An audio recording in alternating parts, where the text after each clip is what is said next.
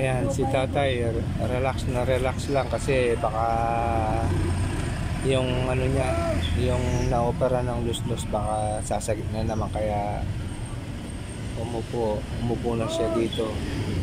Kailangan wag muna siyang mabibinat kasi baka sasagip yung pinag-opera ng niya.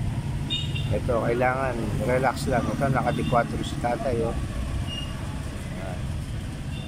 Sa mga hindi pa po nag-subscribe, sa mga kasamang kong jeepney driver, pag-subscribe naman po kayo sa aking YouTube channel, Todo Paso Drive. Sa mga OFW naman dyan, pag-subscribe naman. Ito, namamasada tayo rito. Ganito yung buhay driver. Ayan, at si tatay, bagong opera, pero clear na. Ayan, relax na relax, naka-4 pa si tatay, oh. Pilan pa? Oh. 3 na lang daw, 3 na lang. Uwi na tayo. Ayan, basta sitting pretty ka dyan. Huwag kang tatayo.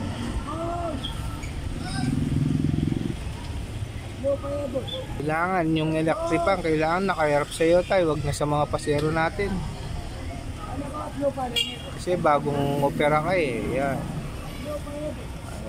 Ayan, naalis na tayo. Ayan, sumakay na.